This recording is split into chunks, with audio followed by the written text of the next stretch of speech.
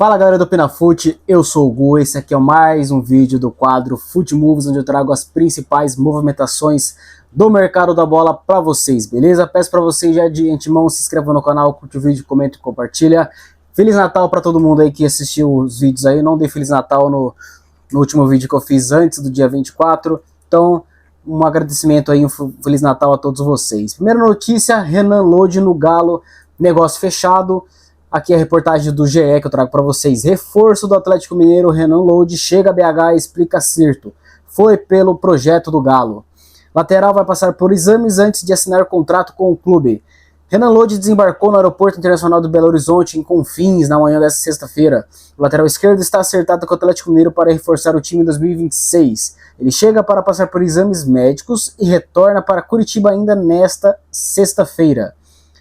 Foi pelo projeto que o Galo apresentou, não só para mim, mas para minha família também, aqui falas do Renan Lodi. Foi uma decisão difícil de tomar, porque tinha outras propostas também de fora do Brasil, mas pelo projeto do Galo, de forma como foi apresentado, com algumas pessoas indo lá em casa me apresentar, eu não poderia negar esse projeto, disse Renan Lodi ao desembarcar em Belo Horizonte. Renan, de 27 anos, estava sem clube desde que rescindiu de forma unilateral com o Al Hilal em setembro. Ele chega ao time saudita em janeiro de 2024 com um contrato de 3 anos e meio. Fora dos planos do técnico Simone Inzaghi, rescindiu com o clube. O lateral é a primeira contratação do Atlético Mineiro para a temporada 2026. O contrato é de 5 anos. Muita coisa eu achei, viu? A chegada de Renan Lodi abre espaço também para a possível saída de Guilherme Arana. O Fluminense formalizou o propósito pelo jogador. Aqui já uma observação da CNN referente à rescisão do Renan Lodi com o Al Hilal, é que o Renan tinha contrato com o Al Hilal até o fim de junho de 2027, mas decidiu pela rescisão unilateral do contrato após não ser inscrito no Campeonato Saudita de 25-26, pelo limite de estrangeiros. O clube saudita promete tomar medidas legais contra o jogador. A última atuação de Lodi foi em 4 de julho, pelo Mundial de Clubes da FIFA, ou seja, é uma contratação arriscada do Galo, porque o Al Hilal ainda pode ir na justiça contra o jogador e talvez aí as coisas, né, se desembolarem aí e talvez o Renan Lodi precisava retornar para o Al Hilal, né? E além de tudo, o Renan Lodi não joga desde julho desse ano 2025, né? Então aí são 6 meses praticamente aí sem jogar.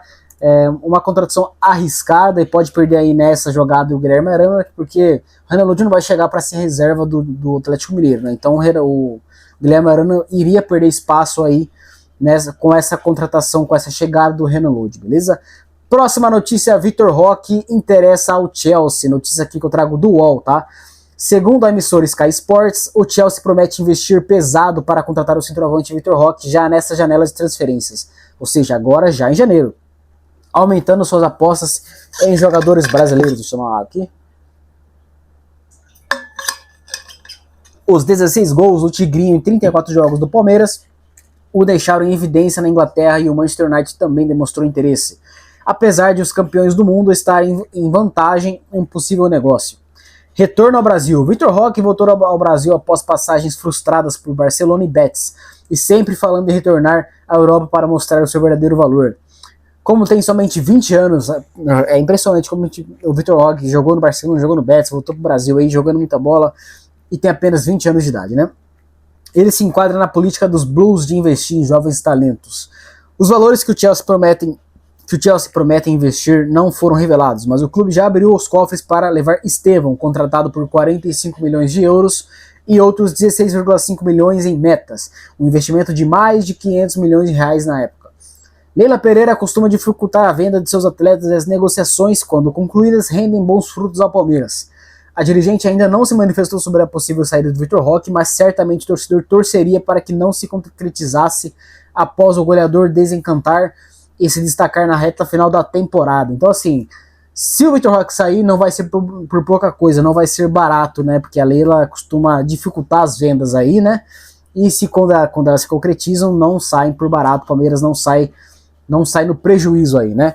Próxima notícia do Frossar, juntamente com o GE, que o Fred interessa ao Atlético Mineiro, né? O Atlético Mineiro tenta repatriar Fred do Fenerbahçe. Volante é desejo antigo do Clube Mineiro, que apresentou proposta ao staff do jogador nos últimos dias. O Atlético Mineiro quer contar com Fred do Fenerbahçe na próxima temporada. O volante, que está na Turquia, aceitou ver a proposta do Clube Mineiro nos últimos dias. Fred está no Fenerbahçe desde 2023, quando deixou o Manchester United depois de 5 temporadas. Ele também esteve na Copa do Mundo do Catar com a seleção brasileira. A informação foi antecipada pelo canal do Frossar e confirmada pelo GE. Então aqui outras notícias aqui. Na época da transação para o Fenerbahçe, o clube turco pagou cerca de 10 milhões de euros, aproximadamente 53 milhões de reais, mais 5 milhões de euros, 26,7 milhões de reais, em bônus e variáveis ao clube inglês. Ele tem contrato com o time até o fim de 2027. Salário e tempo de contrato do atleta com o clube turco podem ser um empecilho para a vinda dele para o Galo, se concretizar pelo que apurou o GE. Então, assim, ainda são interesses, nada mais que isso. Tem dificuldades aí o Atlético Mineiro em concluir essa negociação.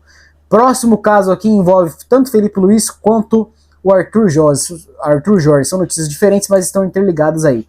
Primeira notícia é sobre o Felipe Luiz.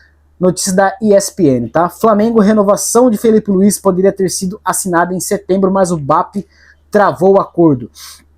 No começo de setembro, em Lisboa, durante a data FIFA, o Flamengo esteve a um passo de garantir a renovação contratual de Felipe Luiz por mais 2 temporadas. No caso, até o final de dezembro de 27. Na ocasião, no encontro na capital portuguesa, o diretor de futebol rubro-negro José Boto e o empresário Jorge Mendes, ambos portugueses, alinharam praticamente todos os moldes de acordo: salário, multa, rescisória, entre outros. De volta ao Brasil, Boto entregou então todo o processo nas mãos de BAP. Por ordem do próprio, inclusive, bastava assinar. Segundo apurou a ESPN, o presidente do clube carioca, no entanto, resolveu atrasar a negociação. Apesar de satisfeito com o trabalho de Felipe Luiz, o mandatário rubro-negro não estava totalmente convencido com a renovação, sobretudo por causa dos valores pré-acordados pela dupla portuguesa. Além das altas cifras, BAP tinha receio da repercussão negativa do acerto, uma vez que naquele momento, lá em setembro, o Flamengo estava ainda com o Palmeiras colado na liderança do Brasileirão e naturalmente a presença da final na Conmebol Libertadores ainda era uma incógnita, ou seja, o Flamengo ainda não estava na final da Libertadores e o Palmeiras estava colado ainda no Flamengo no Brasileirão, então ainda tinha chance do Palmeiras conseguir levar o título e o Flamengo ficar com vice, e do Flamengo ainda nem chegar na final da Libertadores. O retrocesso nas negociações causou incômodo do lado do treinador, especialmente de Jorge Mendes. O super agente sentiu que o seu cliente havia sido desvalorizado. Também notou um jogo estratégico por parte do rubro-negro. Os 2 títulos da reta final da temporada e a boa prestação na Copa Intercontinental no Catar foram os ingredientes perfeitos para o empresário português fazer a tão esperado contra-ataque. Com a valorização de Felipe, Mendes decidiu elevar ainda a pedida. Nesse momento, quer um salário mensal na casa de 5 milhões de reais, incluindo a comissão técnica, praticamente o mesmo que ganha hoje o português Abel Ferreira no Palmeiras. Por enquanto, não há acordo total entre Flamengo e Felipe Luiz pela renovação. Os dois querem o mesmo desfecho, continuam a negociar, mas há claramente divergências e, não menos importantes, desgaste. Vou falar aqui agora sobre o Arthur Jorge, que é o interesse do Flamengo aí na caso a saída do Felipe Luiz, e depois dou minha opinião, tá? Notícia agora do Metrópolis sobre o Arthur Jorge. Flamengo encaminha acordo com Arthur Jorge caso Felipe Luiz não renove. Flamengo enfrenta dificuldades para renovar com Felipe Luiz e já tem acordo alinhado com Arthur Jorge caso a negociação não avance. O Flamengo deve definir nas próximas semanas quem será o treinador da equipe para 2026. A prioridade da diretoria rubro-negra segue sendo a renovação de contrato do Felipe Luiz, mas as conversas avançam com dificuldade. Diante da indefinição, o Flamengo se movimenta para não ser pego de surpresa. O clube já acertou bases salariais com Arthur Jorge, atualmente no Al Rayyan, que surge como opção caso a renovação com o Felipe Luiz não avance. O treinador português se analisou positivamente e aguarda um desfecho das negociações em andamento. O vínculo atual do treinador vai até o último dia desse mês de dezembro. E o time carioca já apresentou uma proposta de valorização salarial. Ainda assim, há divergências entre o que o clube oferece e os valores desejados pelo comandante, o que tem travado o acordo. O cenário ficou ainda mais complexo com o interesse de clubes europeus em Felipe Luiz. As sondagens se intensificaram nas últimas semanas e contam com a intermediação do empresário Jorge Mendes, o que torna a possibilidade de uma ida ao futebol europeu cada vez mais concreta. Na minha opinião, o que aconteceu? O Felipe Luiz ele veio de treinar a base, né? Veio com um salário bem baixo, acho que 300 mil por mês, alguma coisa assim, 300 e poucos mil. Basicamente, qual que seria a situação? Você é um analista na sua empresa e aí o gerente da área ele sai do cargo, você precisa assumir o cargo de gerente, mas ainda com salário de analista. Né? Foi mais ou menos isso que o Felipe Luiz fez. Só que daí nisso, você é analista, você desempenha um ótimo trabalho como gerente da sua área, né? Como ótimo gerente da sua área, só ganhando como analista, e aí você quer o quê? Você quer uma renovação, você quer agora um cargo de gerente de fato e um salário que um grande gerente tem, que seria no caso os grandes técnicos do futebol brasileiro, como Abel Ferreira e tudo mais. E o Flamengo não quer pagar isso. Eu não acho que o Felipe Luiz está errado em fazer essa pedida mais alta, né, de valorizar o seu passe, e eu acho que o Flamengo vai estar fazendo o quê? Ele vai estar trocando o Felipe Luiz, né, que veio desempenhar um grande trabalho no ano passado, porque não quer pagar o que o Felipe Luiz está pedindo, só que se ele for para o mercado ele vai pagar valores bem parecidos, bem próximos, em um treinador que talvez não, que o Flamengo talvez não tenha nem nada certo, né, de que vá dar certo de fato esse novo treinador. Pode vir o Arthur Jorge aí ir por água abaixo, não conseguir ganhar um elenco, não conseguir ter bons resultados, e o Felipe Luiz já está dentro do clube, já está ali já no ritmo do dia a dia do clube, veio de grandes títulos na temporada passada. Eu acho que o Flamengo, se caso não aceitar pagar o que o Felipe Luiz está pedindo, ou então pelo menos conseguir chegar bem próximo desse valor que o Felipe Luiz está pedindo, eu acho que é um grande erro do Flamengo não fazer essa renovação com o técnico brasileiro, beleza? Próxima notícia envolve o Caio Jorge, né? Notícia da ESPN. Cruzeiro. O West Ham tenta empréstimo com obrigação de compra de Caio Jorge. O West Ham entrou na disputa por Caio Jorge e está disposto a pagar 25 milhões de euros, aproximadamente 162 milhões de reais na cotação atual, segundo apurou a ESPN. Inicialmente, a investida dos ingleses passa por um empréstimo de 6 meses, até junho de 2026, com uma taxa de 4 milhões de euros, 26 milhões de reais, e depois uma compra obrigatória. A transferência, em definitivo, está condicionada a objetivos por cumprir do atacante, que então seria negociado por mais de 21 milhões de euros, aproximadamente 136 milhões de reais. Recentemente, vale lembrar, o goleador celeste rechaçou uma forte investida do Zenit. Isso porque não tem interesse em jogar no futebol russo, né? Ele que está também próximo da seleção brasileira, jogar no Zenit. No caso do Gerson, que a gente tem aí um exemplo, né? Não é uma grande opção aí, né? A gente sabe muito bem. Internamente, a Raposa vê no camisa 19 como jogador fundamental para 2026, e por isso vai dificultar toda e qualquer negociação. Aos 23 anos, Caio Jorge chegou no Cruzeiro na temporada passada e assinou contrato até 2029. Ao todo, anotou 33 gols em 69 jogos pelo time mineiro. Acho que 21 milhões de reais, 23 anos, não é aquela idade lá que os clubes europeus costumam vir buscar, que é entre 18 e 20 anos de idade, mas 23 ainda é um jogador muito jovem. 21 milhões de euros, considerando que é um jogador de ataque, não acho que é um valor que ainda é um pouco abaixo, sim, pelo que é o jogador Caio Jorge, mas a gente sabe também que é porque o West Ham também não é um dos principais clubes da Europa, então é normal que esses clubes não ofereçam as mesmas quantias que talvez outros clubes da Europa, os maiores, ofereçam aí geralmente, né? E a última notícia para finalizar, a notícia do lance, é o Vitinha no Real Madrid, né? Espanhóis consideram o astro do PSG como possível substituto de Vinícius Júnior no Real Madrid. Vitinha seria o alvo principal da equipe merengue caso o brasileiro não renovasse. Vou ler aqui a reportagem do lance para vocês. Aqui. O Real Madrid trabalha com diferentes cenários enquanto a renovação contratual de Vini Júnior segue sem avanço. Segundo a rádio espanhola Cadena Ser, a diretoria merengue já mapeia alternativas caso o brasileiro opte por não estender seu vínculo com o clube. E o nome aparece como forças no bastidores. Vitinha, meio-campista do Paris Saint-Germain. Nada a ver em questão de posição, né? Só que a gente sabe o que deve acontecer com isso, né? O Mbappé deve ganhar a ponta direita, que hoje é do Vinícius Júnior, ou então o Rodrigo ganharia essa posição. A gente sabe que o Mbappé, quando iniciou a sua carreira ali, jogava pela ponta direita, mas depois gostou mais de jogar pela ponta esquerda devido ao pé trocado, que ele é destro e tudo mais. E ele chegou no Real Madrid como camisa 9, mas a gente sabe que ele sempre prefere jogar como ponta esquerda, né? E a saída do Vinícius Júnior, talvez aí, se acontecesse, né, poderia abrir essa posição para o Mbappé. Porém, como o Mbappé está marcando muitos gols pelo Real Madrid jogando como 9, talvez ele já esteja bem ambientado como camisa 9, jogando nessa posição, e talvez abriria uma vaga talvez para o Rodrigo, né, jogar como ponta direita, né? E também já teve até algumas especulações no Real Madrid daquele jogador do Bayern de Munique, como é que chama mesmo? Esqueci, é francês também. É o Olise, né? Que seria uma grande contratação, mas o Olise joga mais pela ponta direita, né? Então são especulações aí. De acordo com a emissora, o Real Madrid só consideraria negociar Vini Júnior mediante uma proposta superior a 100 milhões de euros. A eventual venda abriria margem financeira para uma investida no jogador português, que é bem avaliado internamente há várias temporadas. O movimento, ainda segundo a cadena SER, não interfere no planejamento envolvendo o Nico Paz, visto como um projeto paralelo dentro do elenco. O Nico Paz que está aceitando voltar para o Real Madrid, né?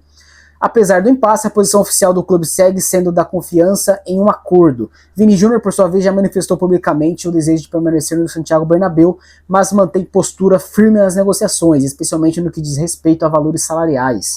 Até o momento, o Real Madrid não demonstrou disposição para avançar além da proposta já apresentada.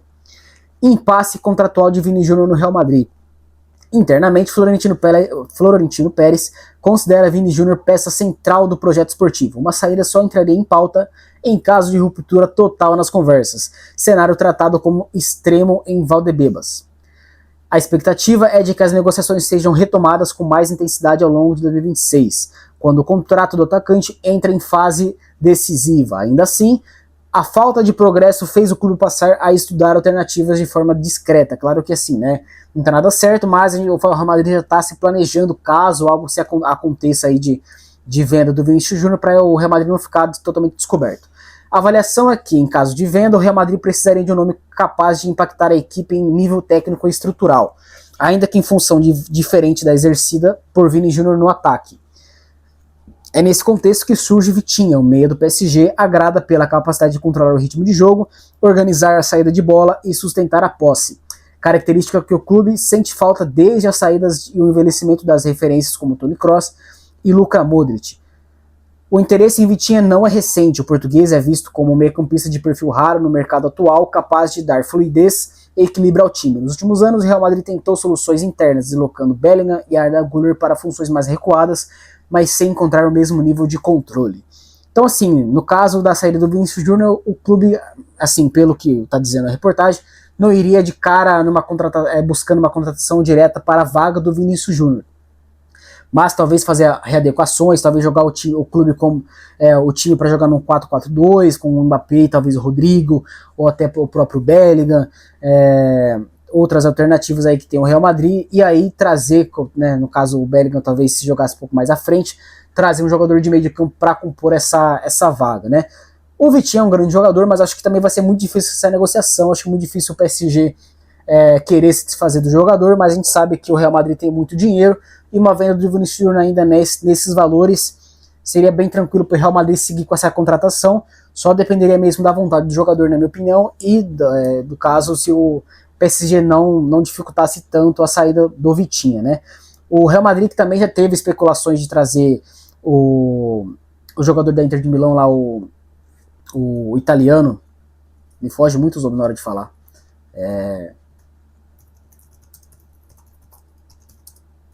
esqueci, mas com B, Barella, né?